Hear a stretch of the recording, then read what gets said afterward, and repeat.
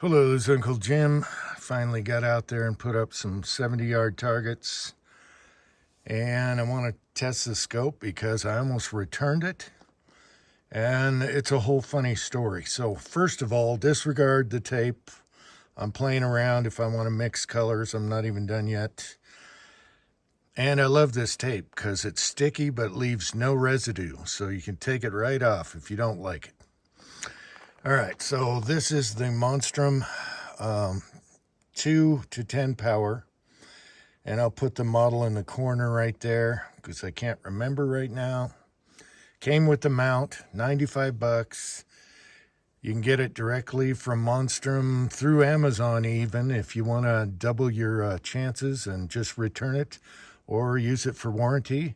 And I thought about that when I finally put it on the rifle and sighted it in at close range. And they say do not sight in at less than 25 yards, and I was less than 25, and it was just hideous. However, and so I was playing around. I noticed, if you go up to 8, you're fine, and then you get to 9 and 10 power, and it was really just super foggy when I put it on there. So I come out today to give it one last chance and look at it.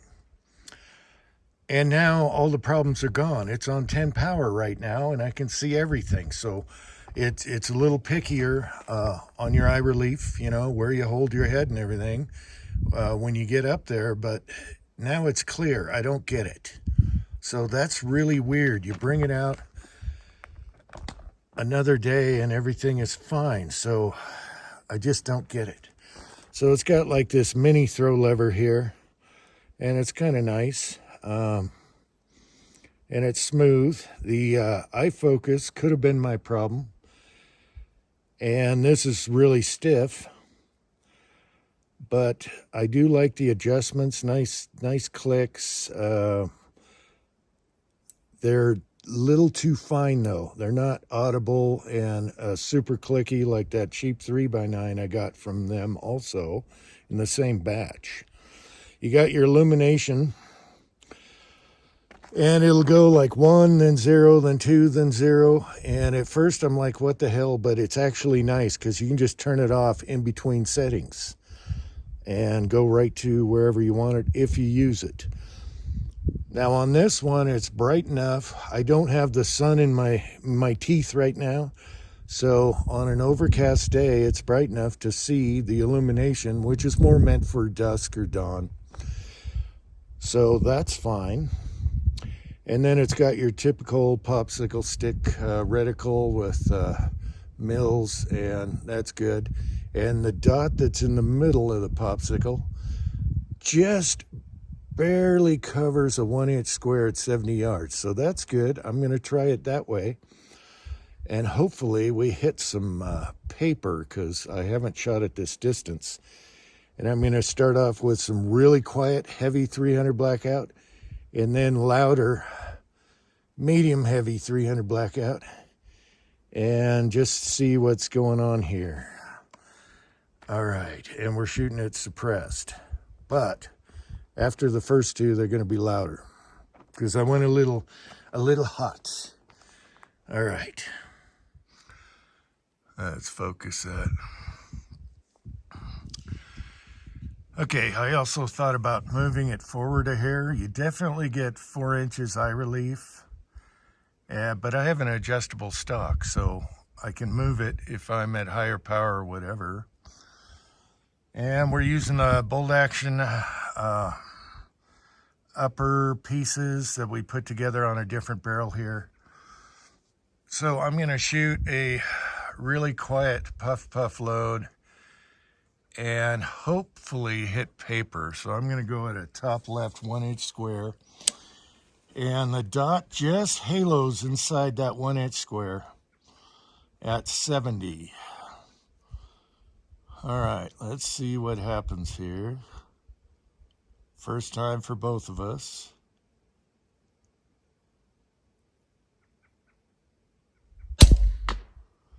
And I hit the dirt. But you can hear how quiet that was. I got a little towel here I just take a towel and roll up the end of it, and the brass just falls on the towel. So if you're at a range, that's what's kind of neat about that. All right, so we're way off. We are way off. And that's too bad because I only have 2 of these. I got to load up some more. I only have 2 of these left, but you can hear how quiet that is. I don't know where to aim now. I'm going to go at the top of the cardboard. Oh, I got mills. What am I thinking? All right, I'm going to use the mills here. Let's see, should I go?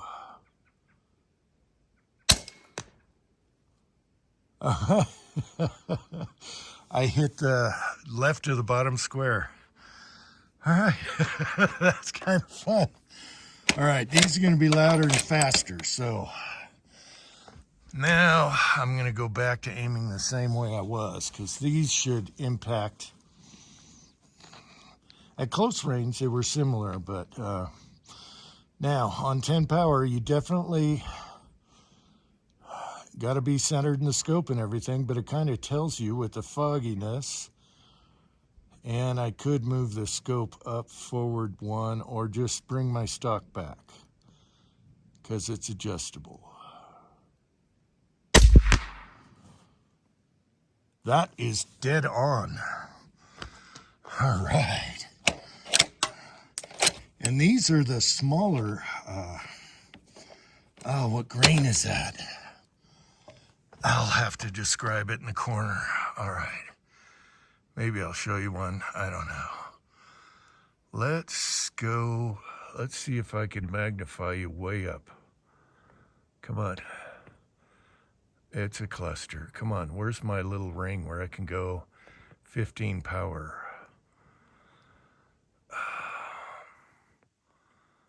Here we go. All right, we're at 15 times on the phone. And let's see if I can focus. If you look at the left, there's 2 squares top and bottom of the round circle.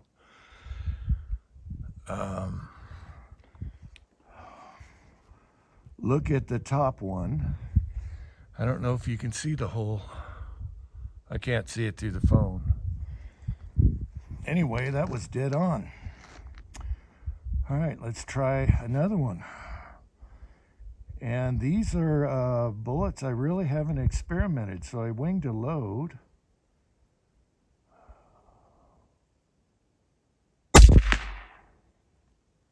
All right, they're, and I have a scope where I can actually see the holes.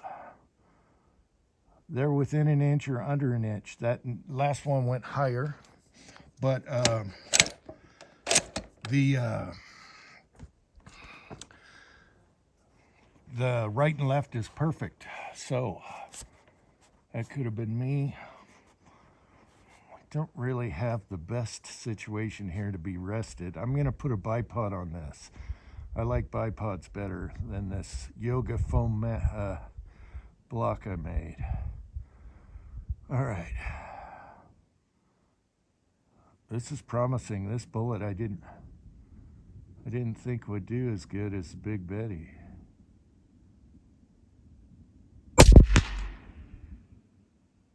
Wow.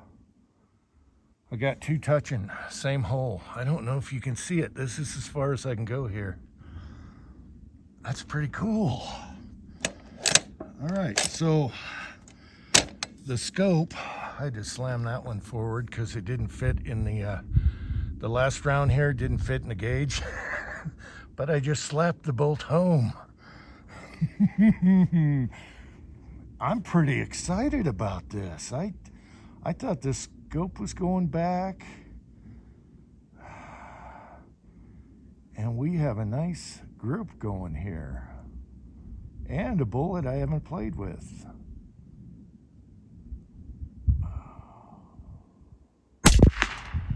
I'm kind of wiggling a little right and left. Where did that go? All right, so I went 2 and 2 and 2 and 2. So two straight on with the target, just hair on the left. It's not sighted in, you know, for this.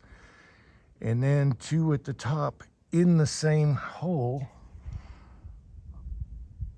I'll take that all day long. So it's all within an inch. On a bullet, you know, I had that box of bullets for forever because I never played around with them. They're not my big betties. And the brass looks good. I'm going to write that load down. All right, next video, we're going to shoot my son's lightweight 223 bolt action that he put together. And we didn't buy the whole upper. We just bought, you know, which you could get cheap.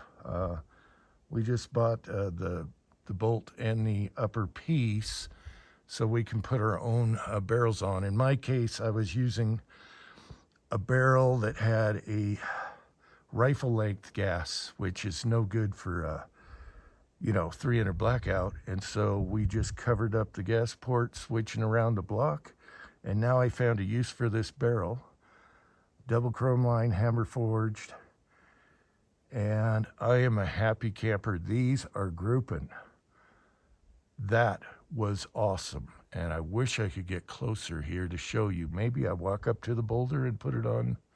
I don't know. I'm not walking out there right now, I'll tell you that. Okay, I walked up to the boulders. It's on 15 times on the camera on the phone.